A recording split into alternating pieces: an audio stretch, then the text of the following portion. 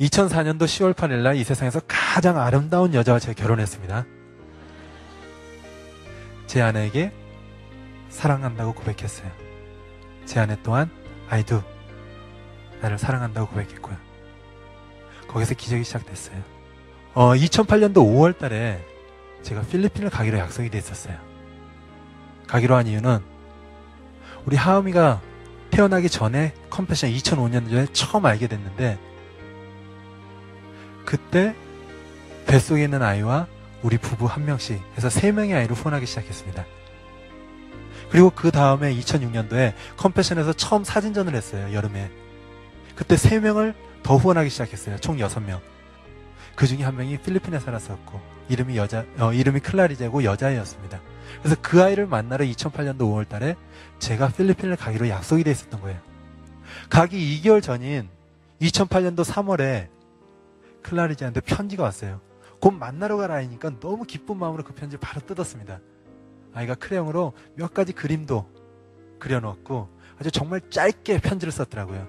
편지 내용이 I love you mommy 정혜영. 뭔가 더 있어야 되잖아요.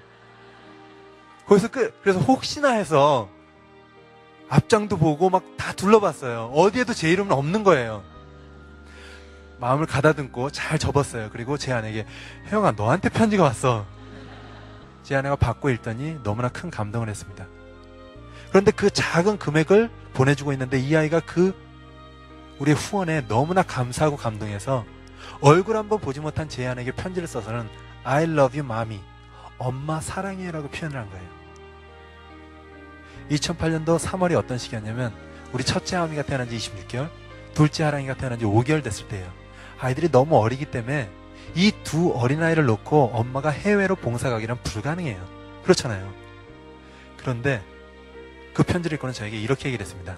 하나님께서 우리 가정에 선물로 주신 하음이 하랑이도 너무나 귀한 우리 아이들이지만 우리가 컴패션을 통해서 품은 6명의 아이, 자신을 마음이라고 부르는 클라리제 또한 너무나 귀한 우리 아이라고, 그 아이를 만나러 자신이 직접 필리핀에 가야 되겠다라고 저에게 얘기를 했습니다. 그래서 두 어린 하음이 하랑이를 저에게 혼자 맡기고 떠났어요. 클라리제를 포함한 수십 명의 후원받는 필리핀 아이들이 생활하는 곳인데 아이들이 너무 밝아 보였대요. 그리고 그 다음날은 이제 클라리제 집을 찾아간 거예요. 너무나도 열악한 상황에서 살고 있었습니다. 계열물이 이렇게 흐르는데 중간에 판자로 집을 지었고요. 한평 남짓한 판잣집에 6식구가 살고 있었고 집에 들어갔다 나왔다 할 때는 로프를 붙잡고 왔다 갔다 해야 되고요. 그런 열악한 상황에서 살고 있는 클라리제였는데 우리 부부의 작은 후원을 통해서 이 아이가 매일마다 어린이센터에 가서 공부도 하고 밥도 먹고 의료 혜택도 받고, 근데 정말 중요한 건요, 컴패션은 그 지역의 교회를 통해서 예수 그리스도의 사랑으로 아이를 키워나가요. 양육해요. 클라리제가 예수 그리스도의 사랑을 알아가면서 꿈과 희망이 생겼다라는 고백을 했대요. 대한민국의 모든 부부가 꾸는 꿈이에요. 내 집 마련. 너무나 설레이는 단어예요. 내 집. 그 당시 벌써 저희 부부에게 아이가 2명이 있었고요. 신기하게 1년 지날수록 아이 1명씩 늘어가고 있었어요. 그래서 집을 빨리 사야겠다. 아이가 더 많아지기 전에. 그래서 상상하는 집이 있었고 돈도 열심히 모았고요. 그때까지. 모자란 돈은 은행에서 빌려서 그래서 사면 되잖아요. 은행에서 빌린 다음에 계산을 하고 살아야 되니까 매달 갚아야 할 금액을 대충 계산해봤어요.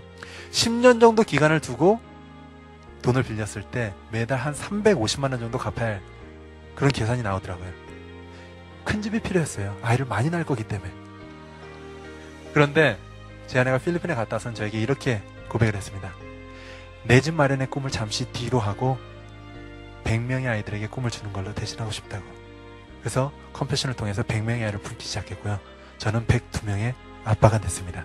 그런데 100명을 품게 된 건 결과예요. 클라리제가 자기가 받았던 그 사랑을 표현했어요. I love you, mommy. 거기서부터 기적이 시작됐어요. 제가 분명히 가기로 다 약속이 돼 있었는데 제 아내의 마음이 움직였고요. 그리고 제 아내가 가서 그 기적의 현장을 보고는 그 여성의 부드러움, 깊이가 건드려져서 우리 부부의 꿈이었던 내 집 마련을 뒤로 하고 100명의 아이를 품게 됐어요. I love you. 그 짧은 단어가 기적을 만들어가는 거예요. 한 아이의 작은 I love you란 그 고백이 계속 기적을 나아가고 있는 거예요. 그 후로 한국 아이들 또 100명을 품게 됐고, 하나님께서 북한에 대한 마음을 주셔서 북한 아이들 100명을 품게 됐고요. 그래서 400명의, 그리고 저희가 하음이, 하랑이, 하율이, 하엘이까지 해서 404명의 아빠가 됐습니다.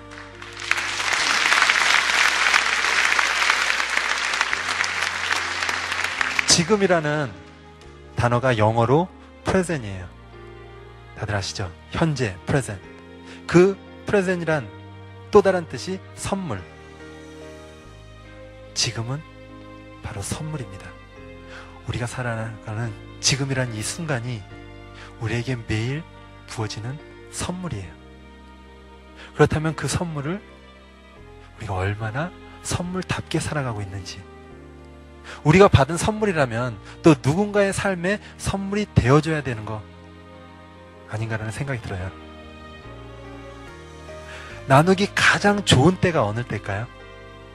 바로 지금이에요. 왜냐하면 지금은 선물이기 때문에. 그러면 사랑하기 가장 좋은 때는 언제일까요? 바로 지금이요. 선물이기 때문에. 선물 되신 예수님께서는 바로 지금도 우리를 사랑하십니다. 그 사랑은 언제나 현재 진행형입니다. 그런 우리는 늘 그분의 선물을 항상 지금 받고 있음을 고백합니다.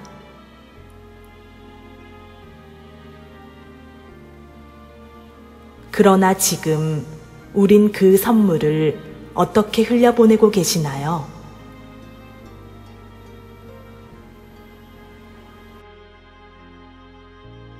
지금은 언제나 선물로 다른 이에게 흘려보내야 함이 주님의 마음일 것입니다.